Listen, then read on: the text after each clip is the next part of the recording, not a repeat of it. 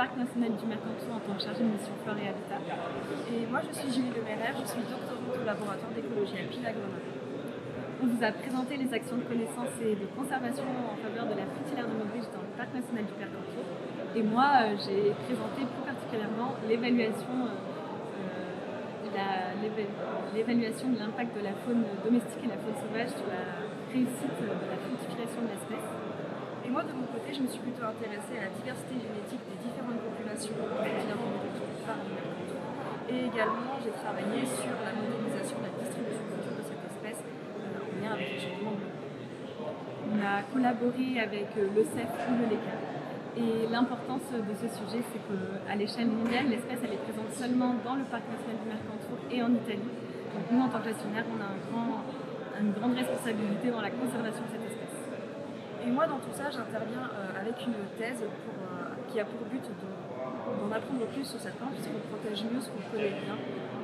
Pendant ces 3 ans, j'espère pouvoir apporter assez de connaissances pour mettre en place des stratégies pertinentes pour bien protéger les espèces. Bonjour à toutes et à toutes. Nous, on va partir dans le Mercantour maintenant. Je me présente, je m'appelle Adèle Rosier, je travaille au Parc national du Mercantour en tant que chargée de mission Flore. Et après, ce sera Julie Lemaire qui est ici, qui est doctorante au sujet de la fritillaire. Brièvement, je vais vous présenter le parc, donc, qui fait partie des 11 parcs nationaux français. Il se trouve en région PACA, sur les départements des Alpes-Maritimes et des Alpes de Haute-Provence. Il a été créé en 1979 et il a notamment été créé pour sa richesse floristique exceptionnelle. On trouve environ, on ne voit pas grand-chose à cause du soleil, mais on trouve environ 2200 taxons. Et cette diversité floristique, elle est due à une diversité géologique, une diversité climatique, étant donné qu'on trouve climat méditerranéen alpin, une diversité altitudinale. Ça a été un territoire qui a joué un rôle important de refuge lors de la dernière glaciation. Et tout ça a engendré un grand nombre d'endémiques. Je vous en ai mis quelques-unes. Du coup, je vous ai mis Silene cordifolia, qui est sur le massif cristallin, Gentiana ligustica, la joubarbe d'Alioni. Je vous ai mis quand même la saxifrage à fleurs nombreuses, qui a été l'emblème du parc national lorsqu'il a été créé. Et comme on n'est pas extrémiste, je vous ai quand même mis un petit amphibien qui est le Spélerpes de Strinati, qui vit dans les cavités fraîches et qui est endémique de l'extrême sud-est de la France. Et aujourd'hui, on va vous parler d'une toute autre espèce, une autre endémique, qui est la fritillaire de Maubridge, et qui est, comme vous la voyez, pas très bien, mais elle est vraiment, vraiment jolie. Niveau répartition, à l'échelle mondiale, elle est présente seulement dans le massif du Mercantour et en Italie. Dans le Mercantour, elle est présente vraiment, elle est répartie sur l'ensemble du Mercantour. C'est une espèce qui est protégée et qui est classée vulnérable à l'échelle régionale et nationale. Alors, où est-ce qu'on la trouve ? Elle se trouve entre 2000 et 2200 mètres d'altitude dans les pelouses d'altitude au sens large. Donc on la trouve aussi bien dans les pelouses à fétuques paniculées que dans des pelouses avec un sol un peu moins profond. Et on va la trouver dans les mélésins. Du coup, quand même, elle se retrouve dans des milieux un peu frais. Concernant son cycle de vie, il va se dérouler sur toute la période estivale, donc de mai à août, ce qui va la rendre particulièrement vulnérable.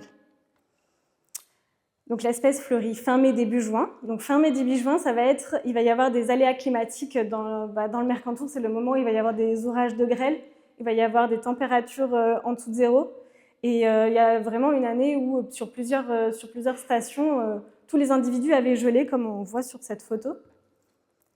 Et il va y avoir abrutissement par faune sauvage. Donc c'est une espèce qui est plutôt appétente quand elle est en fleurs. Quand je dis faune sauvage, c'est du coup ongulé sauvage, mais on a une espèce qui est beaucoup plus terrifiante, qui va être la marmotte. Vraiment, sur notamment 2 sites, on voit vraiment que les marmottes se délectent de l'intégralité des fleurs de la station. Donc c'est vraiment... je vous laisse cette petite vidéo qui a été capturée, mais c'est impressionnant. Et donc l'espèce, elle va fructifier mi-juin, début juillet, et donc là, il va y avoir aussi l'impact de la faune sauvage. Mais là, ça va plus être sur des zones de passage. Et il va y avoir l'arrivée des troupeaux. Nous, dans le Mercantour, on a des troupeaux d'environ 1500 à 2000 bêtes et beaucoup d'ovins. Et Et ensuite, l'espèce, elle va arriver à maturité 15-30 août. Et là, il va y avoir exclusivement les troupeaux sur les stations à frétillaires. Pourquoi on a commencé à s'intéresser à cette espèce? En fait, en 2019-2020, on a eu les conservatoires botaniques nationaux qui ont fait un bilan stationnel de l'espèce. Et ils nous ont vraiment alertés sur l'intégralité quasiment la plupart des stations, en fait, en nous disant qu'il y avait vraiment un faible nombre d'individus. Et donc, nous, en tant que gestionnaire, on a une grande responsabilité pour la conservation de cette espèce. Et on a commencé à travailler un peu en interne sur le succès de fructification de l'espèce. On en est venu à poser des petits drapeaux, comme on le voit sur cette photo. Il y a un petit drapeau, et en fait, on mettait des drapeaux lorsque l'espèce était en fleur, on revenait fin août. Et là, en fait, on se rendait compte que fin août, on ne retrouvait pas du tout le fruit. On retrouvait tous les petits drapeaux cassés. Et donc là, on s'est dit, bon, il y a peut-être un souci. Et donc, en 2024, on a travaillé avec le CEF. Donc vraiment, je remercie grandement Yann Perret, Guillaume Papuga, John Thompson et Perrine Gauthier pour leur aide. Ils nous ont aidés à élaborer un protocole pour évaluer l'impact de la faune sauvage et domestique sur le succès reproducteur de l'espèce. Et pour ça, on a comparé des individus en fleurs puis en fruits, et surtout, on a comparé des individus en fruits en zone de défense, dans des petites cages, et ceux soumis au passage des animaux. Pour ça, en mai 2024, sur plusieurs stations, on a compté l'intégralité des individus. Donc ça faisait quelques dizaines d'individus à 250 fleurs. On leur a tous mis un petit drapeau et un petit numéro. Et on est revenu un mois plus tard, et là, on a dénombré le nombre de fruits verts, comme on voit sur la photo. Et on a mis la moitié des fruits verts en cage. Donc là, on voit des petites cages. Et ensuite, on est revenu en août, en fin de saison, et là, on a dénombré le nombre de fruits matures, et on a relevé l'intensité du pâturage, allant de 1 à 5. Et cette étude, elle nous a permis d'avoir 3 grands résultats. Le premier résultat, c'est que finalement, les aléas climatiques et la faune sauvage, ils ne vont pas avoir une grosse influence, ils ne vont pas interférer dans la première phase du cycle de vie de l'espèce, donc la phase de floraison à fructification. Là, vous avez sur ce graphique le nombre d'individus en ordonnée et ensuite le nombre de sites. Vous avez en jaune le nombre de fleurs et en vert le nombre de fruits. Et on voit vraiment qu'une grande partie des fleurs arrive à produire un fruit. Je dis une grande partie parce qu'on a l'Othion où il y a un grand nombre de fleurs qui n'ont pas fructifié, il y a eu un biais, on est passé un peu trop tôt et donc il y avait encore des fleurs et pas les fruits. Et donc on ne voit pas, mais il y a aussi un endroit où on n'a pas pu faire de second passage parce que le troupeau était déjà arrivé, il y avait des patous et on ne pouvait pas passer sur site. Ensuite, on a eu un deuxième résultat, c'est que par contre, il va y avoir un impact de la faune sauvage et domestique dans la seconde phase du cycle de vie de l'espèce, donc vraiment la maturité du fruit. Là, sur ce graphique, vous avez en haut les individus en exclos et en bas les individus soumis au pâturage. En haut, vous voyez qu'il y a une grande partie des fruits verts, en vert, qui arrivent à maturité, en rouge. Et alors qu'en dessous, sans cage, il y a vraiment une grande disparité entre des sites, avec des sites qui vont bien, comme Rocacuna, mais des sites comme le Mont Agnellino, où il y a une grande partie des fruits verts qui n'arrivent pas à maturité. Et en fait, j'arrive au dernier résultat qui permet d'affiner un peu ces résultats. C'est vraiment la réussite de la fructification, elle est directement liée à l'intensité du pâturage. Là, sur ce graphique, vous avez la probabilité des individus à produire un fruit mature. Vous avez toujours en exclos et hors exclos, qu'on ne voit pas du tout. Mais du coup, en exclos, on voit que la probabilité, elle est entre 50% et 80%, ce qui est très bien.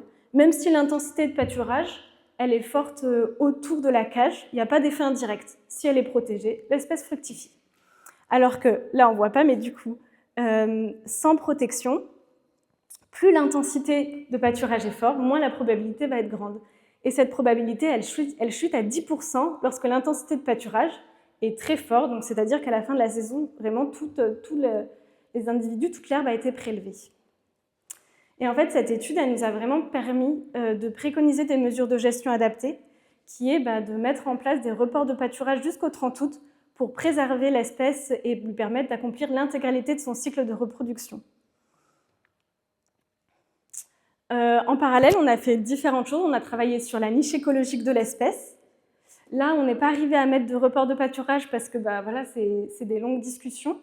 On a continué à mettre des exclos, des cages. on a mis en culture l'espèce, on l'a mis en culture agape au domaine de Charence. Donc là, vous avez la fritillaire à N+1, donc on va voir comment elle évolue et notamment quand est-ce qu'elle va fleurir, à quel âge elle va fleurir.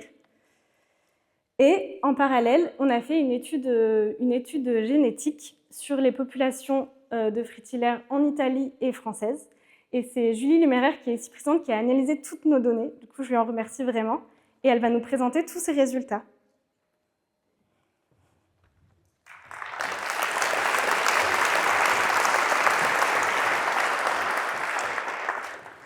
Bonjour à tous, je suis vraiment très honorée d'être ici aujourd'hui.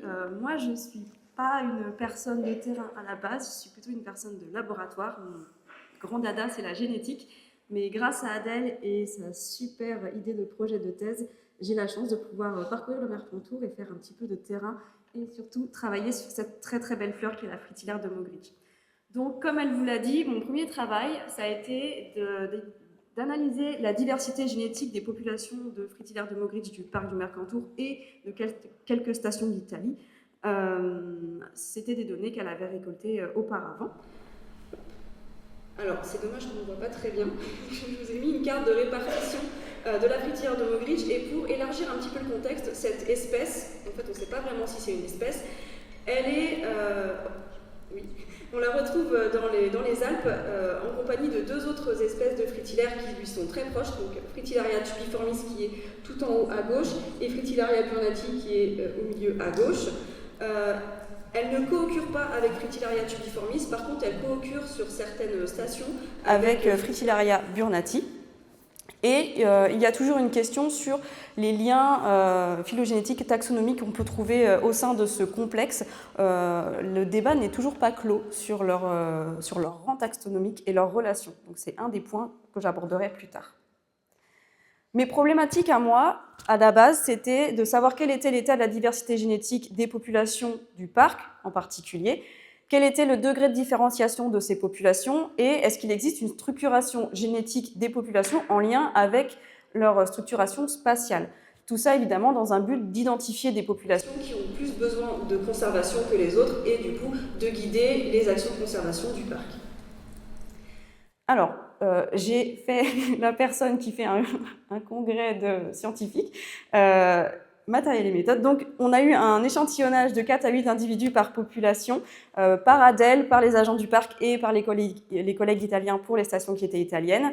Ça a été extrait et amplifié, l'ADN a été extrait et amplifié par un laboratoire, puis a été séquencé par un autre laboratoire, et moi j'arrive juste après pour analyser les résultats. Donc on a un jeu de données après les filtres qui contient 465 loci uniquement chloroplastiques, on n'a récupéré que du chloroplaste, pour 142 poules d'individus. Je n'ai pas de données qui sont au niveau individuel, puisqu'en fait les différents individus d'une même population ont été extraits, amplifiés, séquencés en même temps. Donc tout ce que j'ai, c'est une vision globale des fréquences alléliques et de la diversité dans une population. Voilà. Bien sûr, on pourra faire plus par la suite, mais c'est déjà un bon début. Donc, si on regarde ce tableau dans lequel j'ai noté le nombre de loci polymorphes par population, on se rend compte que finalement la diversité génétique intrapopulation, elle est très faible. Interpopulation, elle est faible aussi, hein, vous verrez plus tard que finalement il n'y a pas beaucoup de différenciation. On a quelques populations pour autant qui restent très diversifiées par rapport aux autres. On a notamment la population 24, donc qui correspond à l'Othion, on a la population 25 qui correspond à Siruole et on a la population 29 qui correspond à Rocacuna, qui sont manifestement, qui ont beaucoup plus de loci polymorphes que les autres. Par rapport à Fritillaria tubiformis, on voit que la fritillaire de Mogridge, elle est beaucoup moins diverse que son taxon frère, on va dire ça comme ça, pour l'instant on en est là. Donc on ne sait pas ce qui se passe pour l'instant, mais j'ai quelques hypothèses que je vais vous présenter pour expliquer cette origine du polymorphisme très remarquable de ces trois populations. Donc ici, j'ai fait une ACP sur les fréquences alléliques de mes populations. Tout à gauche, vous avez toutes les populations et sur la figure de droite, vous les avez toutes sauf la 24 et la 25 que j'ai exclues parce que quand on regarde sur la figure de gauche, on voit que les populations 24 et 25 qui sont vraiment tout à droite de leur graphique, elles tirent en fait tout l'axe tout l'axe PCA1, et c'est elles en fait qui vont porter la majorité de la variance qu'on va trouver au niveau génétique si on prend toutes les populations. Et si on les exclut, en fait, on se rend compte qu'il y a assez peu de distance entre ces populations en termes de fréquence allélique. On a quelques groupes qui se détachent. On a par exemple 21, 22, 23 comme populations qui correspondent aux populations d'Isola 2000, donc qui ont l'air de former un cluster plutôt cohérent. On a également la population 20, qui est une population qui est vraiment très isolée tout au bout en Italie, d'ailleurs avec très très peu d'individus. Donc on a finalement très peu de structure géographique, mais seulement pour quelques populations. Donc finalement, moi je m'attendais à avoir quelque chose de beaucoup plus structuré, et ce n'est pas le cas. Mais par contre, on est sur du chloroplaste, donc peut-être que la diversité génétique, là, à ce niveau-là, elle est sous-estimée. Ensuite, donc ici, ce qu'on a, c'est qu'on a les fréquences des allèles de référence. Alors, je ne rentrerai pas dans le détail parce que ça ne nous intéresse pas. Pour chaque population et pour chaque position dans le génome chloroplastique. Alors, SNP indel, ne vous en occupez pas, c'est simplement des marqueurs différents, ils ne nous apprendront rien aujourd'hui. Et ce qu'on peut voir ici, c'est qu'on a les populations 24 et 25, donc, où on a les deux grands raies rouges qui sont très très proches de la population 30, qui est le grand ray rouge du fond. Donc finalement, on a des fréquences alléliques dans ces populations 24 et 25 qui ressemblent énormément à celles de la population 30, alors que la population 30, ce n'est pas la fritillaire de Moggridge, c'est la fritillaire du Dauphiné, donc Fritillaria tubiformis. Ah, ok. Donc on a deux populations qui manifestement ont un chloroplaste qui correspond plus à du Fritillaria tubiformis qu'à du Fritillaria moggridgii. Elles sont plus proches de tubiformis que des autres populations de fritillaires de Moggridge. On a une autre particularité qui est la population 20, donc c'est la population qui est très isolée. Ça doit être effectivement dû à son isolement et aussi au fait qu'il y a assez peu d'individus, donc il doit y avoir une dérive génétique assez forte dedans.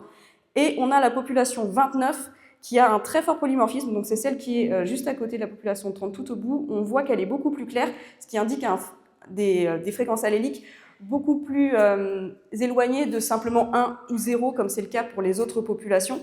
Et hop. Pour comprendre pourquoi, je vous ai remis cette carte. Et ici en bas, vous voyez deux photographies que j'ai prises avec mon directeur de thèse cet été à Siruol, ce printemps, pardon, à Siruol, où on a observé, je ne sais pas si vous voyez très bien, plusieurs individus qui avaient des caractères intermédiaires, donc soit qui étaient très jaunes, mais avec une tessellation pourpre très marquée, soit qui étaient pourpres à l'extérieur, mais complètement jaune doré à l'intérieur, ce qui n'est pas du tout caractéristique d'aucun des trois taxons dont je vous ai parlé. Et sur les points où j'ai trouvé ces individus, on a trouvé ces individus, normalement il y a un point qui est noté comme étant un point de fritillaire de Burna, donc Fritillaria burnati, sauf qu'on ne les a pas trouvés, donc sont-ils là? Et mes analyses génétiques indiquent plutôt un croisement avec la fritillaire du Dauphiné, donc Fritillaria tubiformis, qui pour autant n'est pas du tout occurrente dans la région. Donc si jamais il y a eu une hybridation, un événement d'hybridation, il est ancien et il a peut-être été gommé ensuite pour beaucoup d'autres individus de Siruol ou d'Outhion par exemple, avec peut-être quelques reliques ici qui pourraient encore exprimer un peu du génome de Fritillaria tubiformis dans leur couleur. C'est une hypothèse, on a encore besoin de vérifier tout ça. Ensuite, comme j'avais un petit peu de temps, pardon, j'ai oublié quelque chose. Oui. La population 29, donc Rokakuna, elle qui est un petit peu particulière, elle est réellement en sympatrie avec Fritillaria burnati. Donc là, moi, je suppose qu'il peut aussi y avoir des événements d'hybridation et un reste de génome de Fritillaria burnati dans le génome de Fritillaria moggridgii, sachant que je ne peux pas le prouver avec ce que j'ai, parce que je n'avais absolument aucun élément génétique de Fritillaria burnati dans mes analyses. Ce n'est qu'une supposition. Il faut encore le prouver, mais ça a l'air plutôt bien parti, puisque effectivement on les trouve à côté, à 10 mètres l'une de l'autre. Par contre, je n'ai pas trouvé de forme intermédiaire. Visuellement, je ne les ai pas vus. Ensuite, comme j'avais du temps, Adèle m'a demandé si je pouvais modéliser la distribution de la fritillaire de Moggridge actuellement et dans le futur, donc ce que j'ai fait. J'ai utilisé des variables bioclimatiques à une résolution de 1 km², puisque pour le futur, on n'a pas mieux. Alors, je sais que pour une espèce qui est aussi localisée, ce n'est pas idéal, mais on fait ce qu'on peut avec ce qu'on a. Donc, j'ai utilisé plusieurs variables bioclimatiques ainsi que des variables topographiques. Et pour les occurrences, j'ai utilisé les relevés en France et en Italie qui sont plus anciens que les années 2000, et j'ai eu la chance de pouvoir avoir des absences réelles pour faire mes modèles. Donc voici ce qu'on observe, il y a juste une petite erreur, ce n'est pas le pourcentage de modèles prédisant une présence, c'est la proportion de modèles. D'accord ? Donc ce qu'on voit, c'est que mes points noirs, c'est là où j'ai effectivement des fritillers de Mogridge. Tout ce qui est orange, c'est là où j'ai 85% de mes modèles au moins qui sont d'accord pour dire qu'actuellement, elles devraient occurrer à ces endroits-là. Vous voyez bien que là, la fritillère de Mogridge, elle ne remplit pas du tout toute la niche qu'elle devrait pouvoir occuper. Donc ça peut être lié au fait que c'est une assez mauvaise colonisatrice, peut-être qu'il y a eu des extinctions locales, peut-être qu'il y a eu de la stochasticité qu'il faudra expliquer. Ça, ce sont des hypothèses que j'ai et que je n'ai pas encore explorées. Et ce qui est assez amusant également, c'est que toute la partie qui est plus vers la gauche, ces endroits-là, qui sont bien orange, si on pointe les individus de Fritillaria tubiformis, ils se trouvent exactement là. Donc il y a l'air d'avoir une similitude de niche, en tout cas entre ces deux espèces, sachant que je n'ai pas du tout utilisé de point de Fritillaria tubiformis pour faire ce modèle. Donc, question à creuser encore. Mais ce qui nous intéresse surtout, c'est le futur. Et là, le futur, il n'est pas très optimiste pour les populations du Nord. Donc, vous voyez bien que les petites populations dans le Nord, elles sont plutôt dans des accords de modèles qui sont à 25%, ce qui n'est pas beaucoup. Et je ne suis pas dans le scénario futur le plus catastrophique. Je ne suis pas non plus dans le plus optimiste, dans un truc intermédiaire. On s'en sort un petit peu mieux dans le sud et en Italie, mais il n'empêche qu'on va pouvoir identifier des populations de Fritillaire de Mogridge qui ont vraiment besoin de conservation. C'est important de mener des actions pour mitiger cet effet du réchauffement climatique et surtout de la fonte des neiges. Parce que la variable la plus importante que j'ai utilisée et qui m'a permis de faire ces modèles, c'est la fonte des neiges. Donc pour poursuivre ce travail, j'ai eu la chance de bénéficier d'un financement du parc du Mercantour pour une thèse de 3 ans et je vais aborder ces 4 axes. Donc d'abord, je vais travailler sur la taxonomie intégrative du complexe Fritillaria tubiformis. Donc quand je dis intégrative, c'est des données génétiques, des données environnementales, de la niche, pourquoi pas de la chimio-taxonomie si on veut. Ensuite, je vais travailler sur l'histoire évolutive du complexe, comment est-ce qu'il s'est scindé, pourquoi est-ce qu'on a colonisé ou pourquoi est-ce qu'on n'a pas colonisé, où est-ce qu'on a colonisé, si j'arrive à remodéliser tout ça. Mon troisième axe, ça va être de continuer à travailler sur le devenir des populations des Fritillaires du Mogridge dans le parc du Mercantour face aux changements globaux, donc que ce soit les changements climatiques, changement d'usage des sols, intensité de pâturage, donc pour aider les gestionnaires à prendre des décisions stratégiques pertinentes pour la conservation de cette espèce. Et ma dernière question, ce sera de travailler sur la biologie de la reproduction de cette fleur, parce qu'on ne connaît pas ces pollinisateurs, et si ces pollinisateurs disparaissent, eh bien, ma foi, elle ne va pas très bien s'en sortir non plus. Enfin, en fait, on ne sait pas vraiment si elle recrute tant que ça par année. En fait, on ne sait pas grand-chose sur cette fleur. Donc, j'ai beaucoup de questions auxquelles répondre pendant ces 3 ans. Et si vous avez des questions, d'ailleurs, je peux vous attendre tout de suite avec Adèle.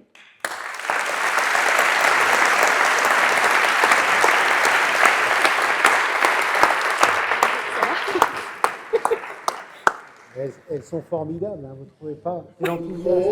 Oui, moi c'est une question parce que je n'ai pas fait de génétique et je n'ai pas compris pourquoi le fait que ce soit le chloroplaste, ça pourrait faire que la diversité génétique est sous-estimée. Alors, c'est simplement parce que le génome chloroplastique, il évolue moins vite que le génome nucléaire, donc forcément, si on prend un même temps d'évolution, il va accumuler moins de changements que le génome nucléaire, c'est tout. Moi, j'ai une question pour Julie aussi. En quoi la fonte des neiges, c'est aussi important pour cette espèce? Alors, là, Adèle, elle pourrait répondre aussi avec moi. C'est que la Fritillaire de Mogridge, en fait, c'est une espèce qui va fleurir très tôt dans la saison. Dès que la neige, en fait, elle fond, elle va recommencer son cycle. C'est une géophyte, donc elle a un bulbe, elle va se remettre à pousser. Et si c'est son année de fructification, de floraison, pardon, elle va produire une fleur et elle va fleurir très tôt. Le problème, c'est qu'un déneigement qui va être précoce, ça peut la mettre en danger. Par exemple, elle peut ensuite être soumise à des gels tardifs, enfin, sur une plus longue période. Peut-être aussi avoir un manque d'eau, parce que si la neige, elle fond plus tôt, alors on aura moins de stock d'eau dans le sol, parce qu'il faut que la neige, elle fonde à un certain rythme pour avoir un stock d'eau suffisant pour cette plante. Et comme elle a un très très gros génome et qu'elle a un bulbe, on a une suspicion qu'elle a quand même des besoins en eau assez importants. Ça reste une hypothèse de ma part, mais et moi, dans mes modèles, vraiment, ce que je vois, c'est que le paramètre qui est le plus important, c'est pas la température annuelle, c'est pas les précipitations, c'est vraiment la date à laquelle ça déneige. Ouais, bonjour, bravo pour ta présentation. Je reviens un peu sur la question de Gabriel. Peut-être que c'est pas toi qui as fait le choix, mais pourquoi avoir choisi des gènes chloroplastiques, sachant que ça évolue moins vite, et pourquoi pas repris du nucléaire, surtout quand on fait de la génétique de pop, généralement on prend du nucléaire. Donc voilà, ça se trouve c'est pas ton choix, mais c'est un peu étonnant. Non, c'est pas mon choix à la base. À la base, moi, je n'existais absolument pas dans le paysage quand cette étude a été faite, enfin, quand l'échantillonnage a été fait et quand le choix de protocole a été fait. Il n'empêche qu'à la base, ce qui devait être fait, c'était de faire du nextrad, donc c'est-à-dire d'aller couper dans le génome quel qu'il soit, que ce soit nucléaire ou que ce soit chloroplastique. Donc à la base, le but, c'était de récupérer des marqueurs à la fois chloroplastiques et nucléaires. Il s'avère que le génome de la fritillaire de Moggridge, comme celui des autres fritillaires et de pas mal de liliacées, est absolument énorme. Et que forcément, retrouver des fragments avec une assez bonne couverture, c'est pas évident, sauf quand ils sont chloroplastiques. Et la boîte de bioinfo qui a fait le séquençage a choisi de ne prendre et de ne fournir ensuite que les marqueurs qui étaient chloroplastiques, certainement parce que les nucléaires n'étaient pas suffisamment bien couverts ou qu'il n'y en avait pas assez. En tout cas, je leur ai posé la question, ils ne m'ont jamais répondu. Voilà. Donc, c'est aussi la raison, c'est la taille du génome de la fritillaire qui a probablement fait capoter le côté nucléaire de cette manip.